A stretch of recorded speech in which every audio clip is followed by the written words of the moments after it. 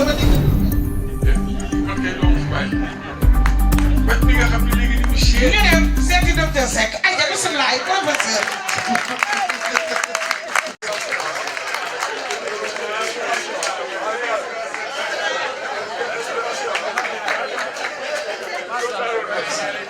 Voilà, merci beaucoup l'équipe d'appui communautaire. Professeur, pour vous dire que l'île est Dakar Centre.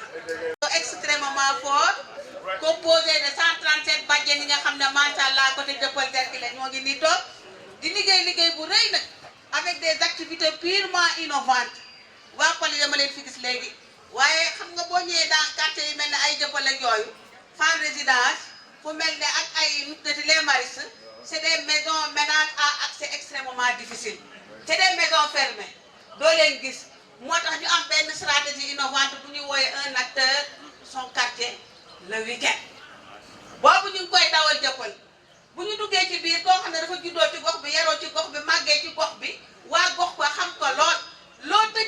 samedi dimanche bo liggéeyul boko fëggé mu ubbil la bu la ubbélé ngeen tok waxtaan mu laaj da ndax waaw est-ce que ndax am nga santé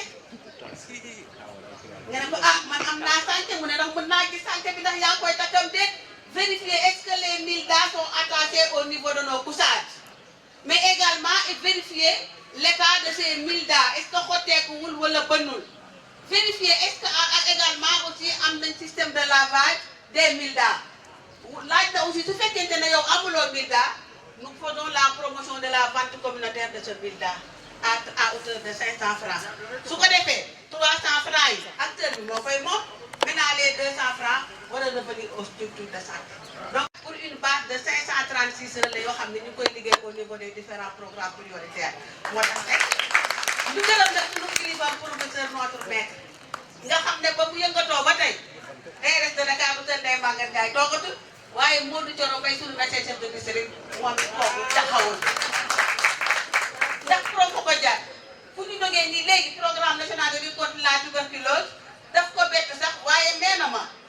samedi demain vous allez m'identifier des présumés ku fay saxat dajaleel na ko dimanche rajo mobile du programme national de lutte contre la tuberculose ñoom moo leen defal rajo gratuite nga xam ne dara bu dul tuuti fii ci professeur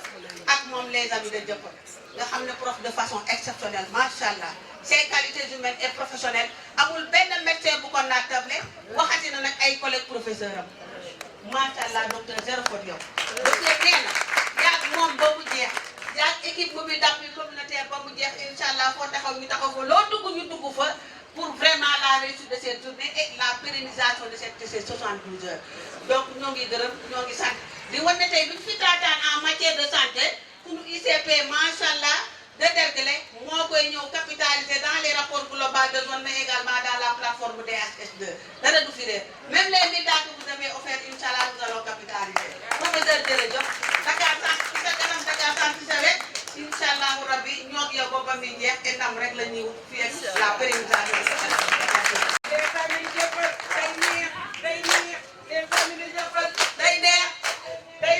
yéen toqal ci xol yi neex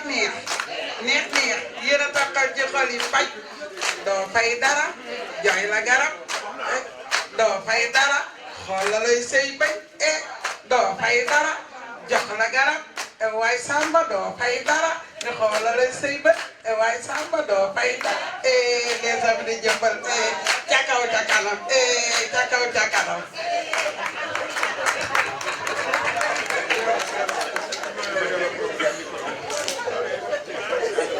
passer la parole à l'imam Papsam pour recueillir ses impressions et puis ses conseils. Puisque c'est le teewaay fii aussi lu rëy la. jërëjëf Ndak. Ndak dinaa ñëwaat si yow. waaw. imam ñu ngi tudd boo xamee sax ma yëkkati samay tànk man xam nga man imam nu wunduk laa man yëpp mooy sax yoon na yoo xam ne faale ko fii àdduna ku fi nekk da ngay def fi àdduna et il est bon lii nga xam ne moom ngeen def léegi n'est-ce pas te c'est pas pour la première fois ñu daje nañu keroog bi Fama Diouf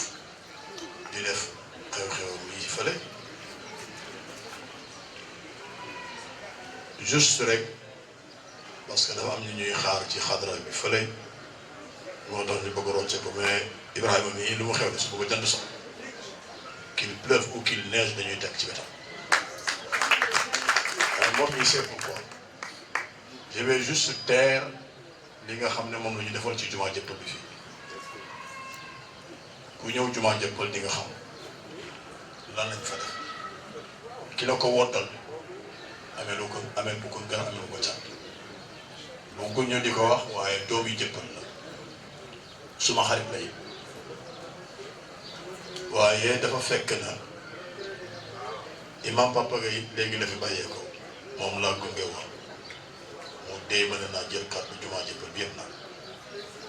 ci li nga xam ne les amis de jëppal def nañ ko ci 72 heures muy ñetti ayu bés VSD yëpp bi VSD moo ci gën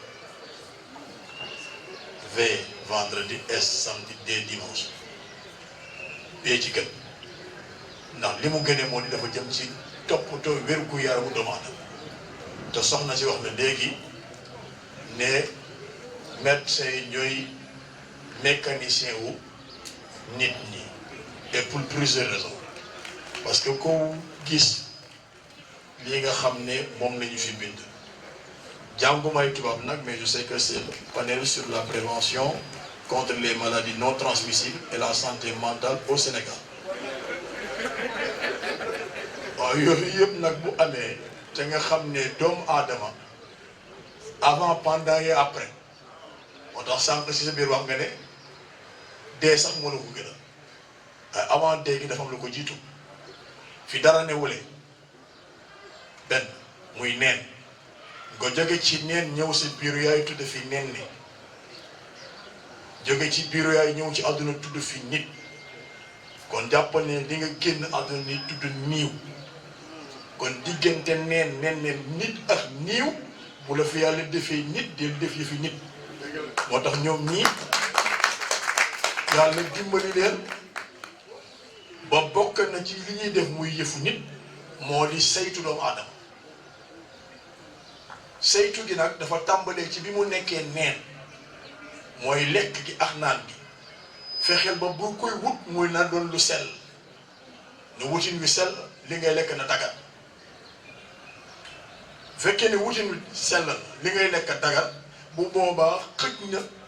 doom ji ci biiru ndeyam li muy recevoir moo koy commandé yàlla xamuloo xale bi moo naan ni yàllaa ko naan loo bëgg a añee tey xale bi ne ko suppu kànja masalan xelu ndey ji tant que lekkul suppu kànja du féex ñu ne day jafte yàlla leen di jaftewul xale bi commandé lu ndeyam yëgul loo bëgg naan mu ne ko jus sàngam laa bëgg naan tant que naanu ko yaa ji du féex parce que mooy na ci xel waxuma kew nag kew moom waxuma xoolal lu mu tàng mbaa mu sedd yàlla jaarale ko ci butixu jumbaxam muy premier biberon ba xale bi jël wàll pendant 9 mois loolu la mais bi mu ne putt gane si àdduna am na lu xew lan la ko yaam jox ween ku ko jàngal naan parce que loolee nga xam ne moom la doon commandé pendant 9 mois yëpp li mu doon commandé pendant 9 mois yëpp la yàlla wëlbati def ko muy xel bi ween wi génne mu songu ci suuf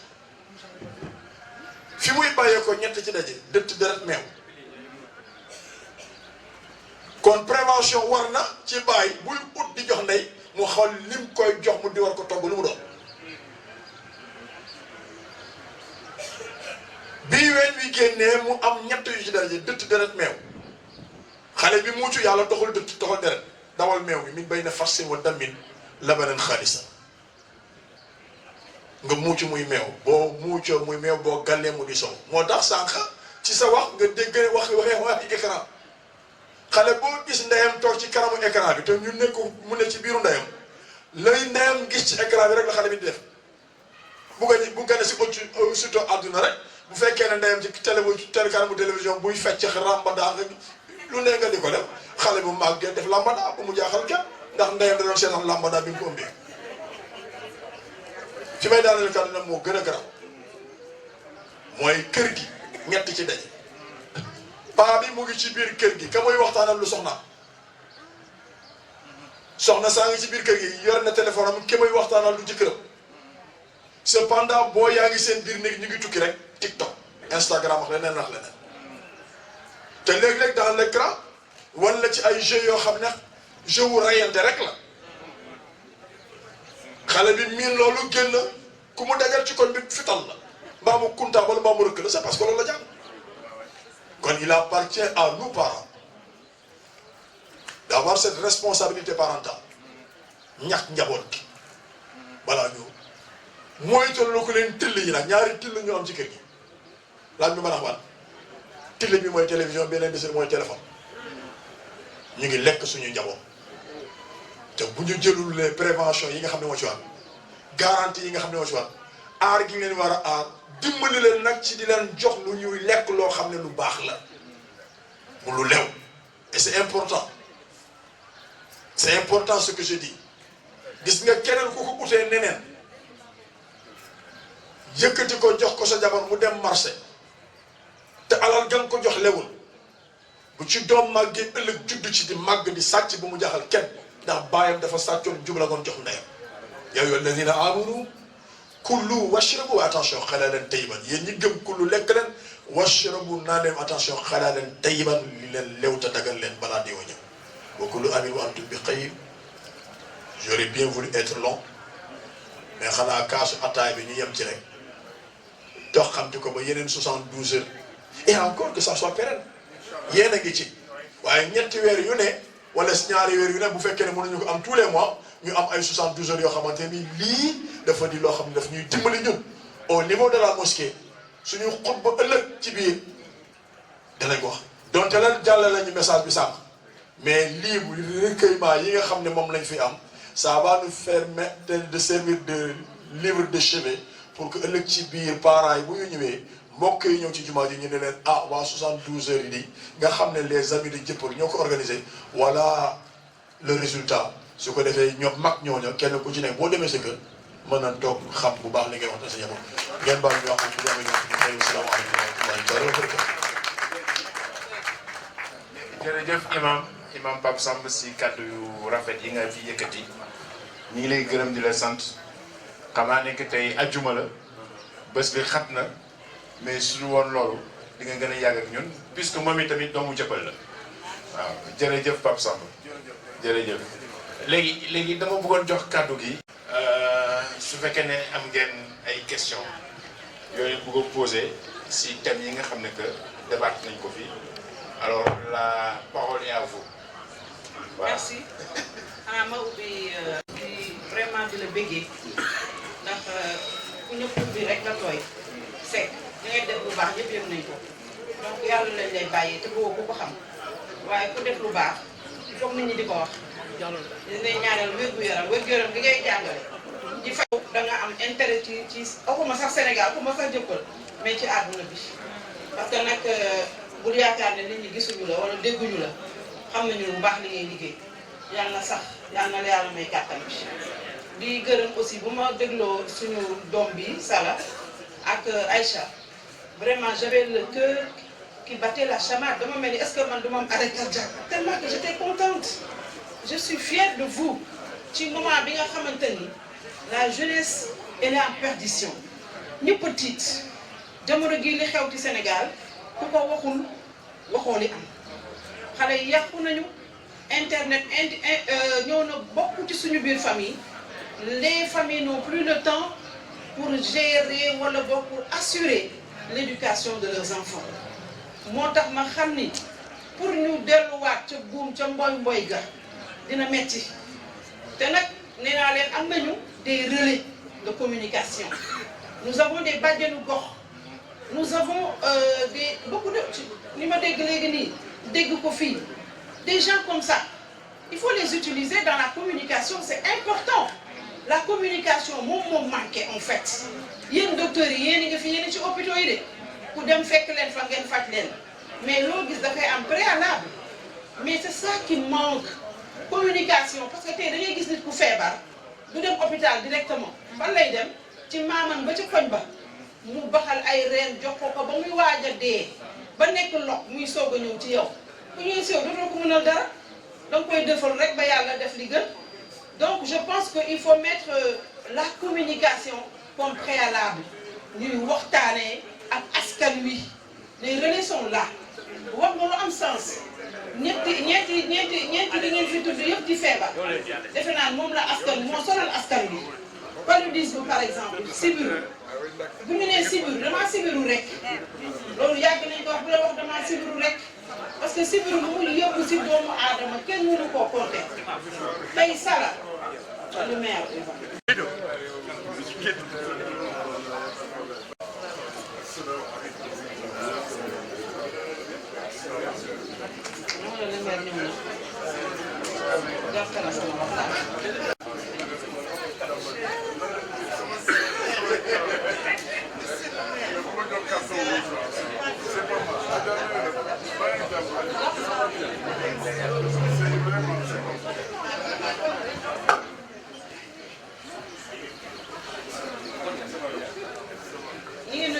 Monsieur le maire léegi ñu ngi koy gërëm ak sa délégation mu doon wax léegi lu am solo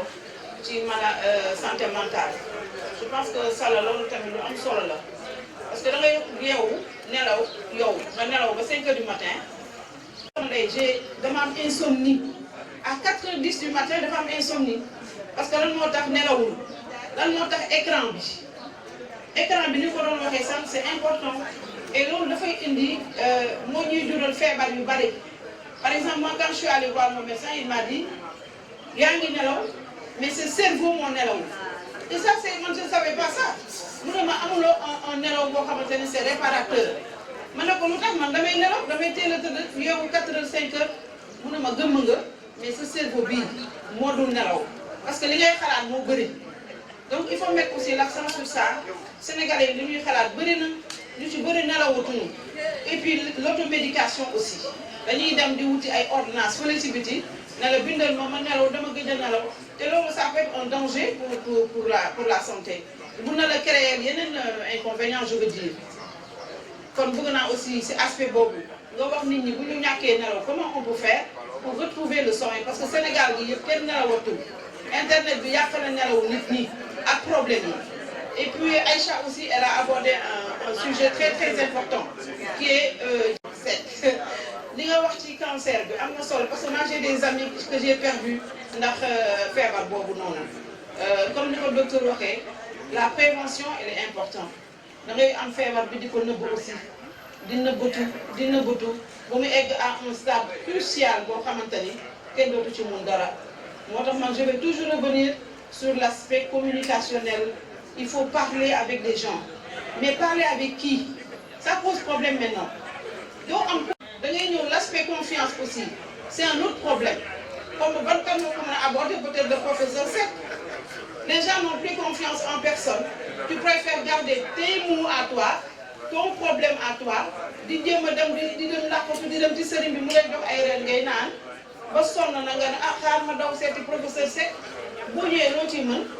ci mën dara. Donc il faut penser à tout ça. Tout tourne autour de l'aspect communicationnel. Comme ça nit ñi xam ne boo feebaree hôpital nga war a dem balaa ngay dem ca reen ya nga dem ca hôpital donc ñu ngi leen di gërëm di leen sant sujet yi am na solo et puis vraiment 72 heures bi moi je pensais yóbbu na sax suñu njort feneen fi ñu ko xalaateewul ñu ñaan yàlla comme ni ko ñu ko waxee fii avril prochain mu nekkaat beneen 72 heures bu gën a am solo vraiment kontaan nañu jërëjëf jëppal nii rek la mën a mel ñun ñëpp lañ juddoo yaroo fi su meloon neneen mu jaaxal ñu merci à vous. Merci beaucoup. Alors, monsieur le maire, qui nous a rejoint avec sa délégation. Monsieur le maire, soyez le bienvenu parmi nous. Yo, dañu war a wax ne saa yaa ñuy war a dalal parce que commune la ñu nekk. waaw vraiment ñu ngi lay gërëm di la sant si jàppale bi. waaw bi ñu ñëwee seet si la wax la journée yi da nga si dugal sa loxo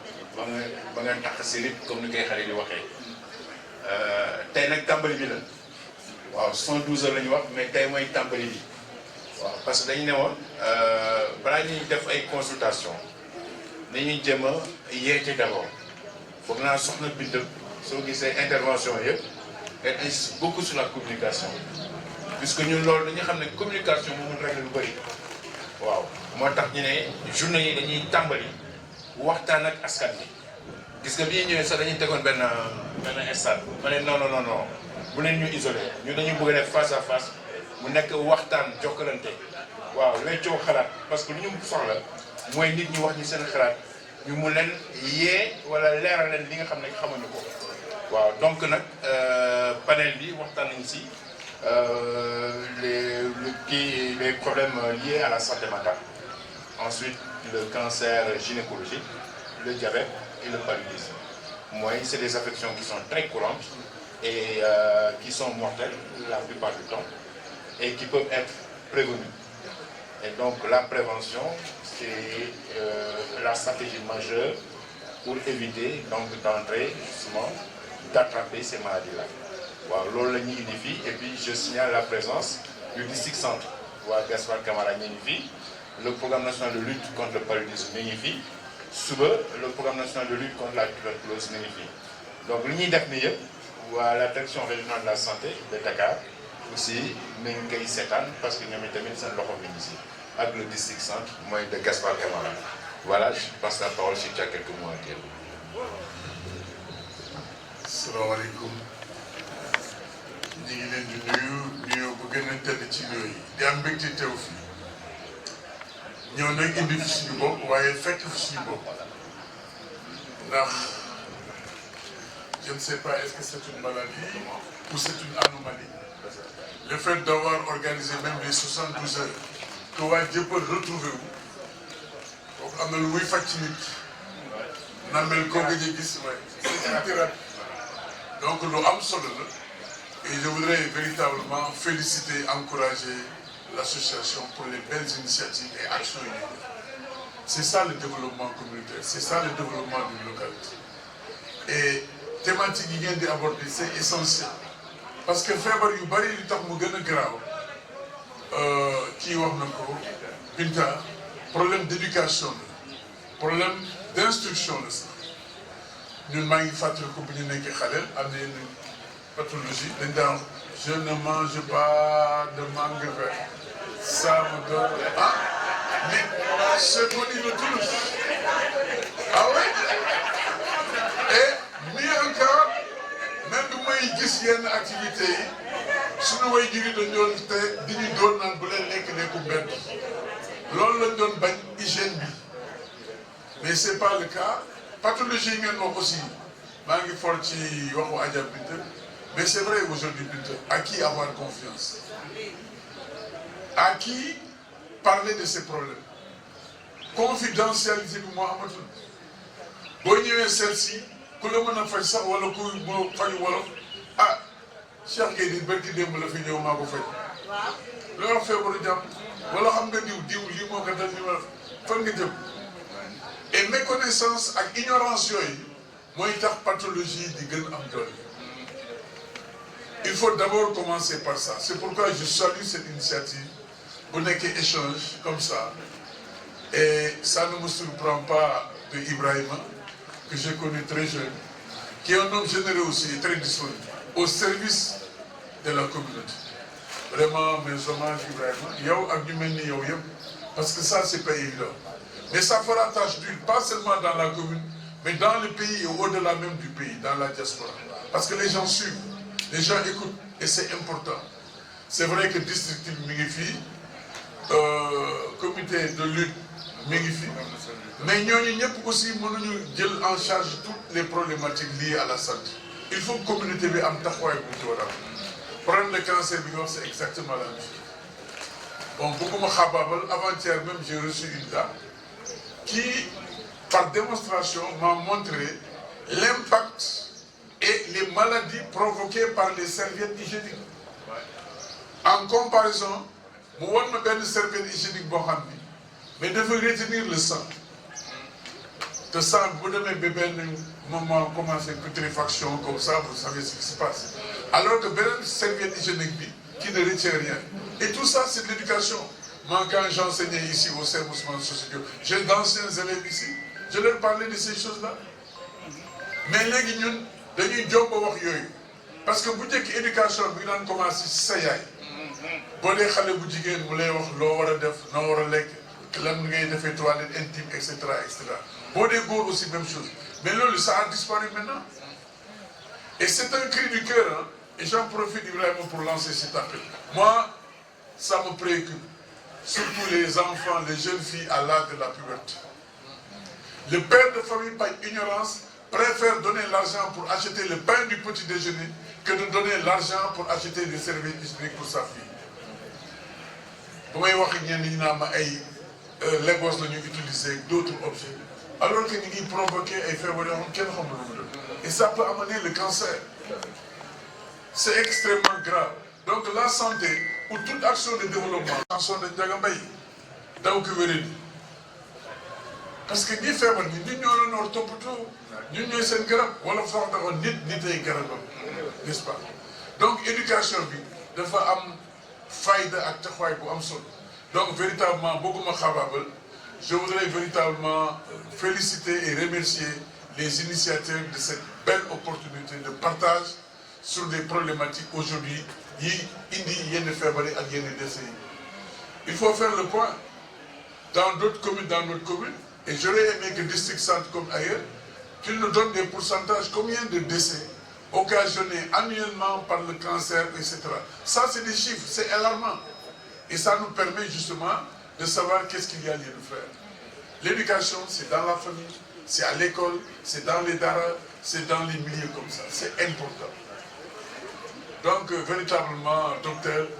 il y a le sable. Non, on a le trop. Les gars, vous m'avez dit on a le carton rouge, parce que je vois ça m'a son avec ça m'a dormi, on gagne la légalité. On a le carton rouge, on a le carton rouge. Mais vraiment, je peux. Vous méritez tout. Vous méritez tout avec un grand T. Parce que ça, il fallait le faire. Et vous l'avez fait. Et vous avez réussi. Il y a le samedi, il y a le diapolé. Les gars, aussi à solo. Vous ne pouvez pas faire ça. Nous perpétuer à chaque instant. Waxtaan wi fi génn aussi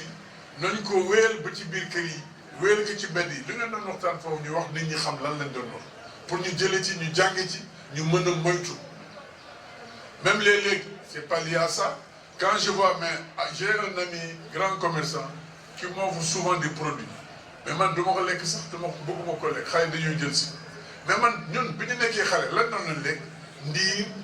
sidéem sum néew solom mais yooyu dafa am ay ferñeent yoo xam ne daf lay aar aujourd'hui lan la ñuy jox xale yi ay chips xam nga lan la ñuy defaree chips buñ la ko waxee c'est pas possible donc nañu delluwaat ci suñu maam yi ñu daan dundee y a un groupe que j'estime beaucoup groupe Pape et Cheikh muy woy ci benn woy bu wax maam daan na dem ba am 90 ans di am doom te du cancer du feebar mais li mu naan dundee la même notre façon de manger, notre alimentation, c'est à revoir. Donc il y a tellement de choses liées à la problématique de la santé. Et je pense que c'est l'occasion d'échanger et de partager pour nous dire matukaay yi ci war. Yal na Yàlla def jàmm. Yal na Yàlla wéral képp ku tawat. Et yal na Yàlla dëgëral ànd bi. Kii aussi yal na am barke.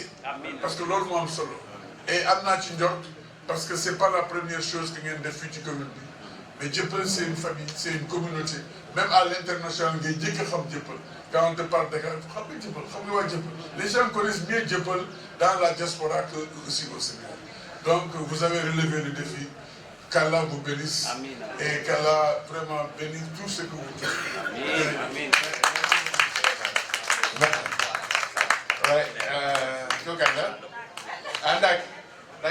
Tu veux dire quelque chose? Parce que nous avons initié des activités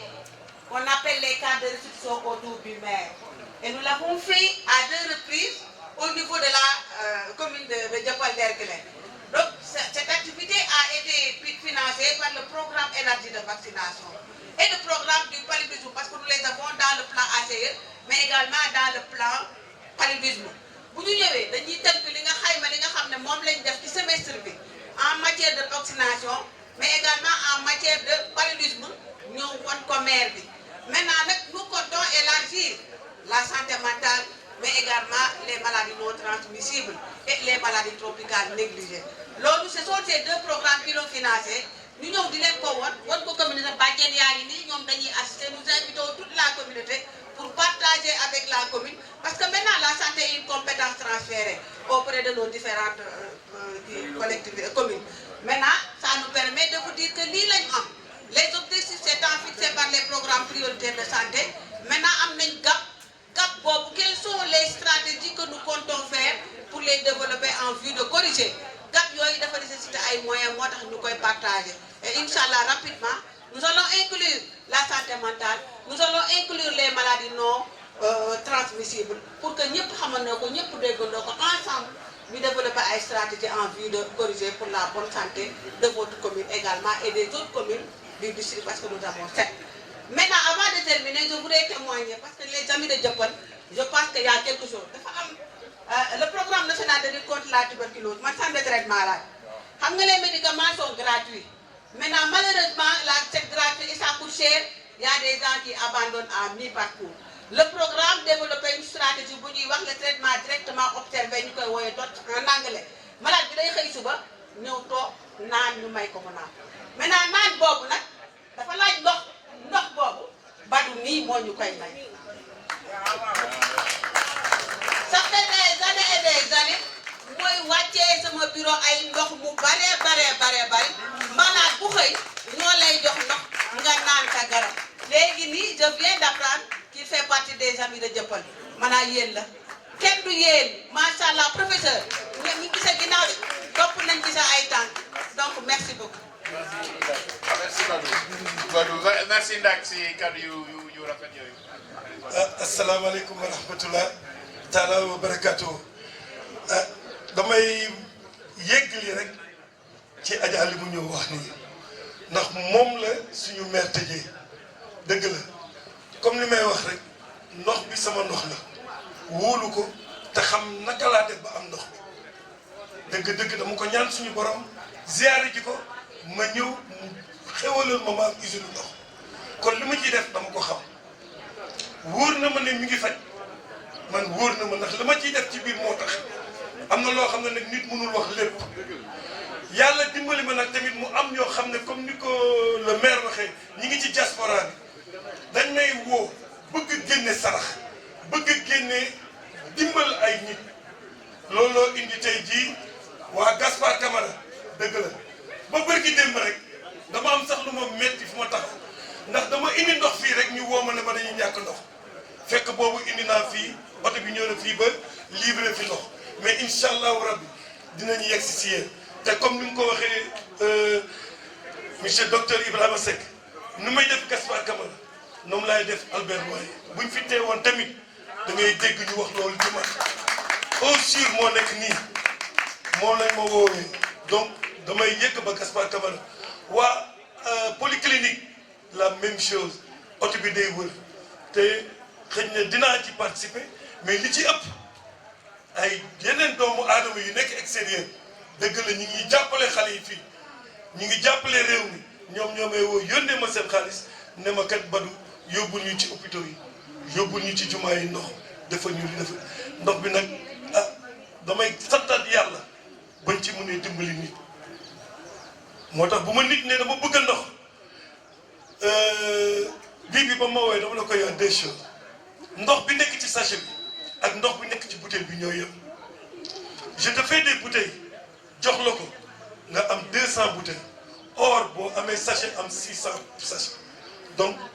suba ak gannaaw suba nañu xool naka la ñuy jox ñi nga xam ne ñooy donneur de sang yi ñun ñëpp dañu soxla ndox lu ñu gën a naan mu gën a baax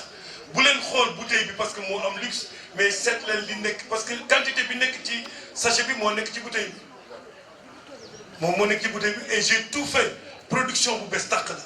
c'est-à-dire loo xam ne dañ ko produire démb ma indi ko tey bugguma def loo xam ne docteur xam ngeen li ñuy wax bu baax ci ndox man nag doomu Dieuppeul laa nekk Dieuppeul màggee Dieuppeul ah man ne la may wax ne bu ma nit xamul Dieuppeul kon jarul may toog Dieuppeul bëgg naa mel ni monsieur le maire ni ko nit ñi xamee moo tax fu moo gis damay siggil sama bopp kon nag yow tamit muy docteur yow tamit Ibrahima Seck di la ñaanal yàlla bàyyi leen suñu kanam ndax lii ngeen di def nii moom yàlla rek la leen di bàyyi moo mën a fay kon nag ñu déggee ko noonu rek te xam ne ndox bi seen ndox la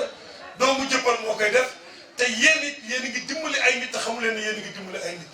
ñii nekk ci hôpital yi xam nañ ni ñuy wax kon nag jërëjëf encore ba ngeen leen ne asalaamaaleykum wa rahmatulah taala wa barakaatu jërëjëf merci beaucoup. li ngay wax ni lu am solo la ndax xam nga ne yaramu nit c'est composé de 70% d'eau kon nag ndox mi ngay joxe nii lu am solo la ñu ngi gërëm di la sant vraiment man nag xamee naa la ah man xamee naa la ba gëj a gisee la rek mais xamee naa la jërëjëf Badou alors sama mbokk taalibe bi di sama rek moom nga bëgg a jox kaddu bi mu sànni si quelques kaddu rek balaa ñuy tëj jotaay yi parce que ñu commencé di guddi. waaw asalaamaaleykum wa rahmatulah ñoo ngi ziar ñëpp di nuyu ñëpp mais vraiment nous saluons cette initiative parce que quand je vois des docteurs et des médecins ceux qui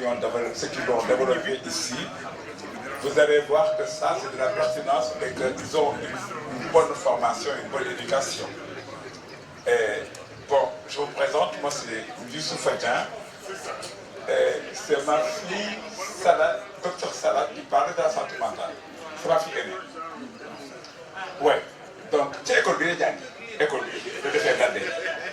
fii kon dama naan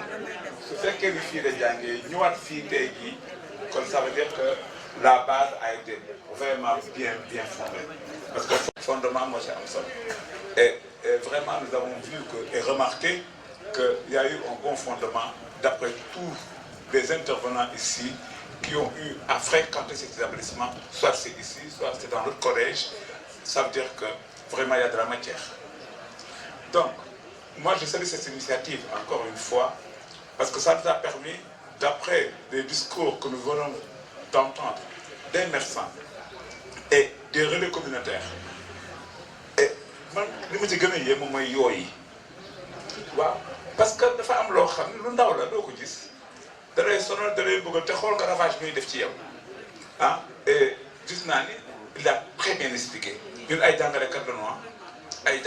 la ñu moi je suis professeur en fait dans les universités donc je parle sous le contrôle des professeurs de mes aînés qui sont là ouais et ça fait 30 ans que je suis dans l'enseignement en fait donc on comprend ce qui se passe et on comprend aussi le sens de la parole et des mots le sens des mots. Le sens des mots c'est important wax ji boo ko génnee nan lay def ci nit ki ban jeexital lay am ci moom loolu lu mat a jàng la waaye loolu lu mat a jàng la te nag loolu leneen la bis bu yàlla defee tey ñu am tawfeex wax ci dinañ xool nag le sens des mots nan lay def ci nit kon vraiment damay dégg ñu wax bàjjenu gox man monsieur le maire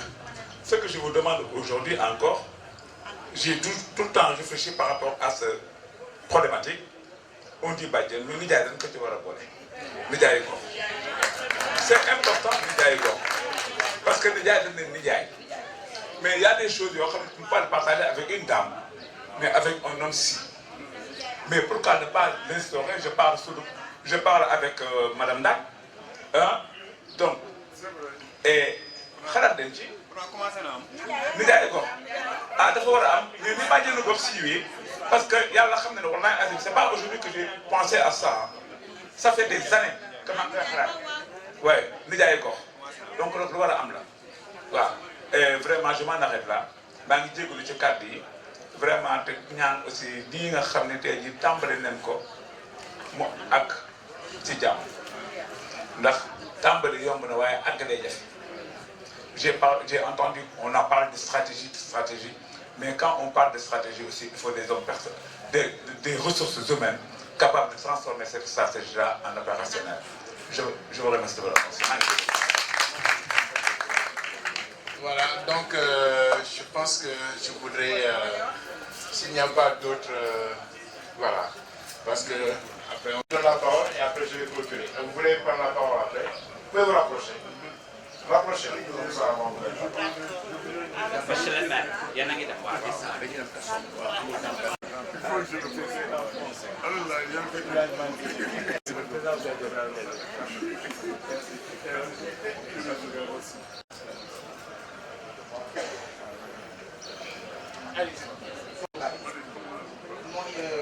maa ngi déglu docteur Sala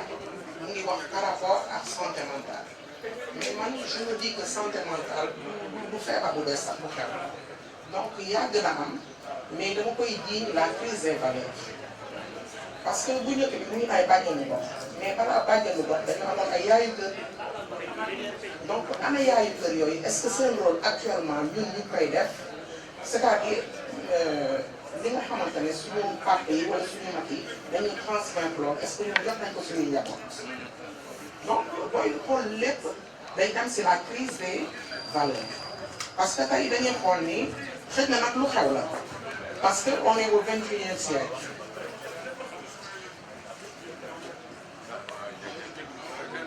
on est au 21e siècle dafa xew jigéen di jóg góor di jóg mais bu njëkk bi tamit yaay dañ ko xamee woon mu toog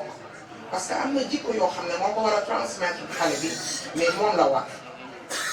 donc depuis ñu génne ñu ñuy wax émancipation de la femme pour man crise yi foofu dafa xaw a commencé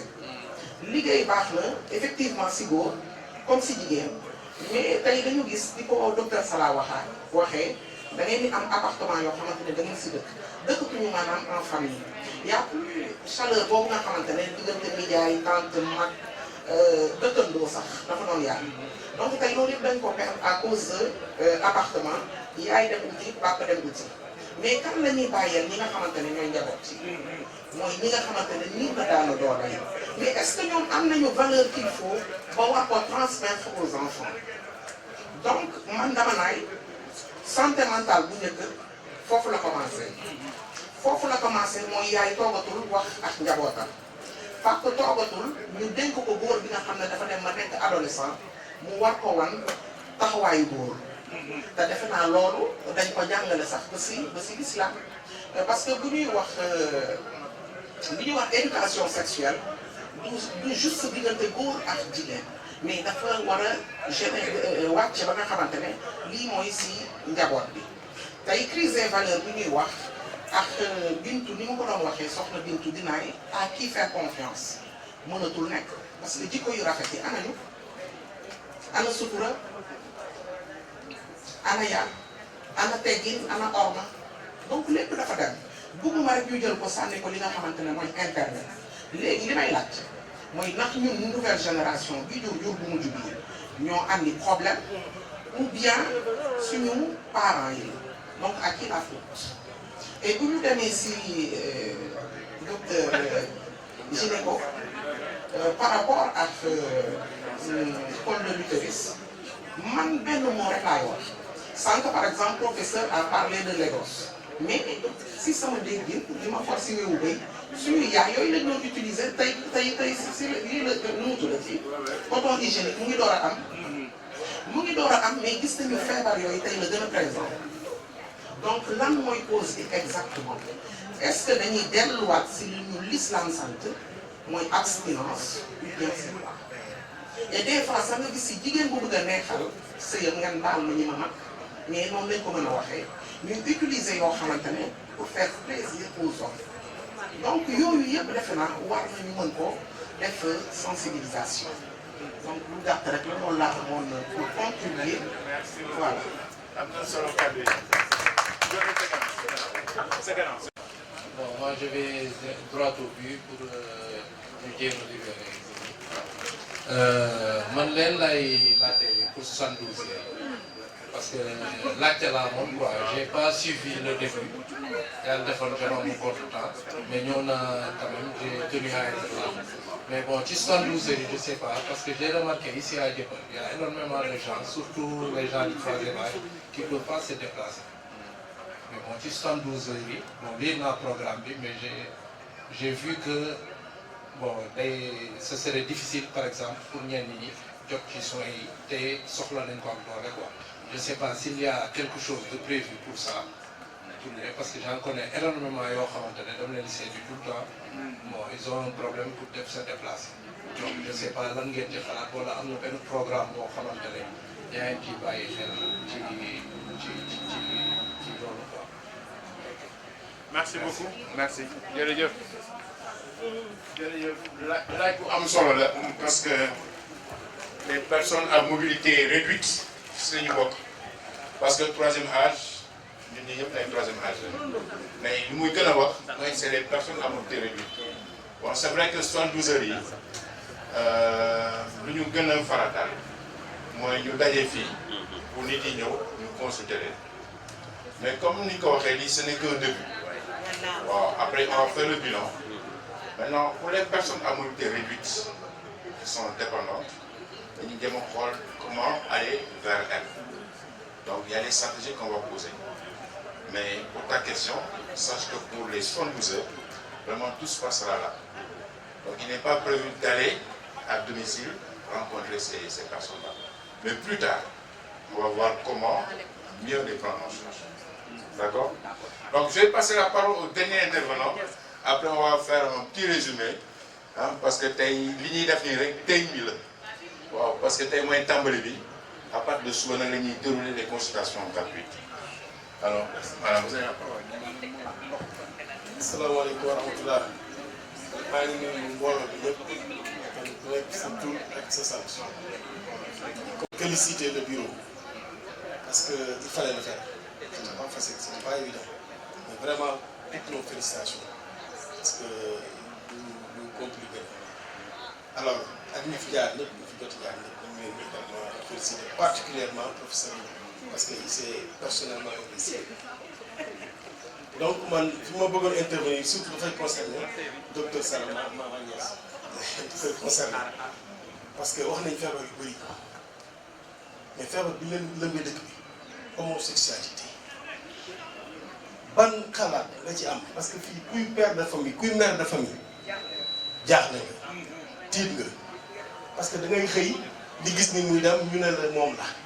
boo xëy ni sa doom sa jarbaat ñu ne looy wax donc war nañu am ay mécanismes surtout parlant de pédopsychiatrie parce que c'est une maladie en fait et dafa ëmb ñaari maladie sociale ak VIH bu ñuy joxe donc war nañu mën a am ay mécanismes de prévention parce que ñooñu également am nañ seeni stratégie de propagande donc war nañu am également wax ak xale yi wax ak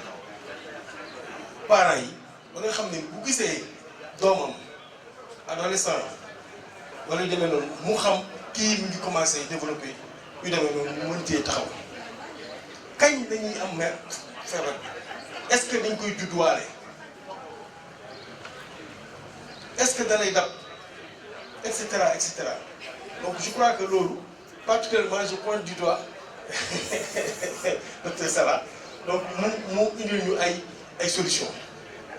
parce que ça c'est lëmbee na dëkk bi ñëpp jaaxle nañ ci fi mu ne nii kenn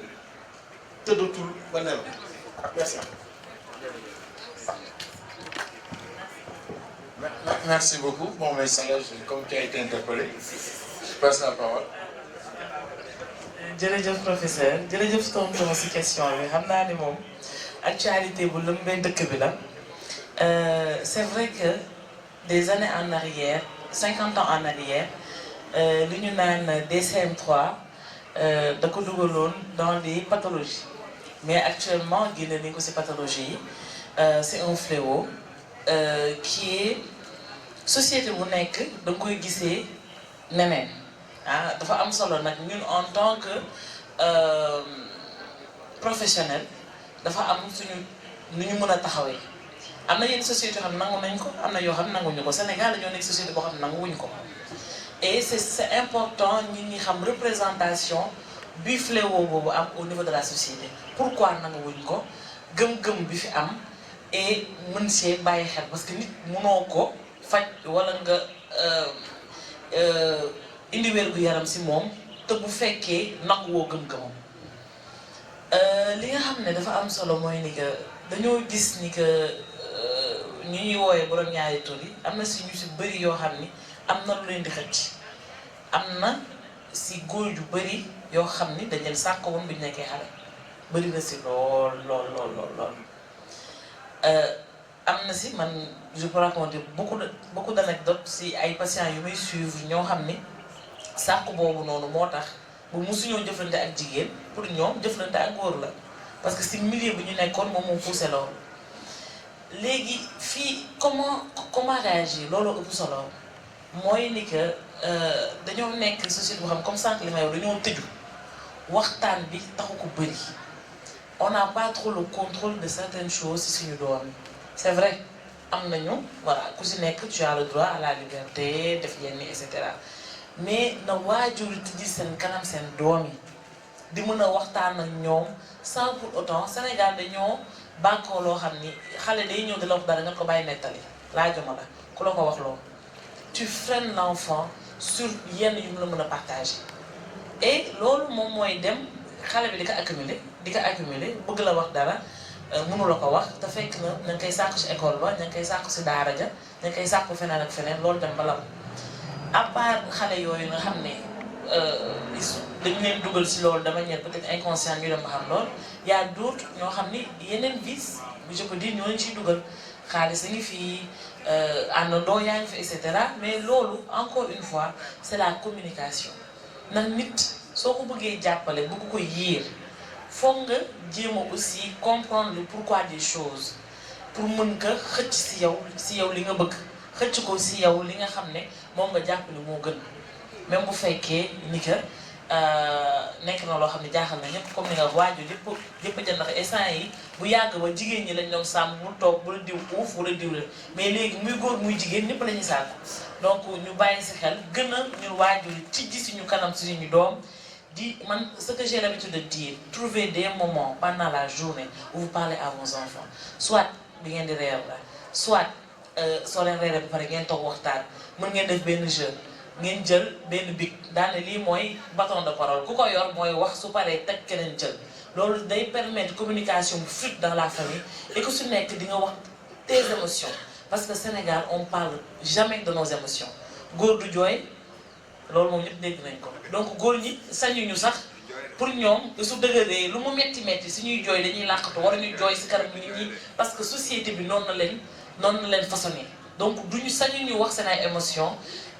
dañuy tëgg suñu doom yi ba sañuñu dañuy ragal si waajur yi ba sañuñu leen wax yenn yi dañuy yaatal suñuy kanam di waxtaan suñu ay doom au fur et à mesure dinañ découvrir énormément de choses de nos enfants maa ngi jégalu prof jërëjëf. Merci beaucoup, Dr Salah. Je pense qu'on est arrivé au terme de ce palais. Je sais qu'on aurait pu prolonger la discussion. Oui. Ouais, d'accord. Ouais, tout à fait. Donc, merci beaucoup. Je voudrais vraiment, à ce niveau de discussion, essayer de proposer une conclusion. Puisque tous les thèmes qui avaient été proposés ont été bien discutés. Et je pense que les messages ont été bien formulés et bien retenus. Et je vais essayer de faire un petit résumé pour essayer de retenir l'essentiel. Puisque, on aurait pu aborder les côtés drogue, mais je sais que l'on le fait. Mais l'IBS, si li ñu gën a wax mooy addiction bi nga xam ne que moom la ñu am ak téléphone yi ak internet yi nit yi dañuy dem ba banaliser ko mais mi ngi yàq développement psychomoteur lu xale yi puisque sooy suivre information yi fi mu jógee di États-Unis actuellement ki nga xam ne que moo tabax loolu sax dafa nekk en justice te justice daan na ko muy Meta bi Google daan na leen ku nekk 3 millions. Puisque dafa am benn borom kër bu leen porter plainte parce que seen doom jàngam dafa yàqu ndax affaire internet fi mu nekk nii en France ñu ngi bëgg di tabax benn loi pour interdire l'utilisation de l'internet de ces jeux-là avant 14 ans te xam naa ne it lu yàgg dina ñëw fii mais nag comme nañu ne xoggaliku moo gën balaa ngay lakkale la ma tax ñu aborder thème bi alors docteur Salah joxe na ay message pour 3 cibles xale bu ndaw avant 3 ans l'adolescent ak mag yi mais li su mën di jàpp ñiy ndaw ñi il faut ñoo di surveiller suñu mënee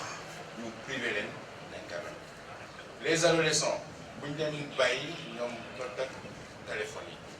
dañ ko réglementer alors jox leen ay temps d'utilisation puisque it wax nañ ne certes am na ay danger mais nag dañuy reconnaître que am nañ njëriñ waaw mais dafa am une utilisation abusive voilà ce qui fait que loolu moo tax pour les adolescents il faut les contrôler mag yi nag il faut aussi ñu xam loolu parce que mag yi nee nañu léegi kenn wax na sax yaayam yi am na suñu togg et cetera donc mag yi ñun xam nga mag moo gën a difficile a yee parce que dafa yeewu ba pare xam nga ku ñu naan kuy ni koy waxee kuy nelaw moo gën a difficile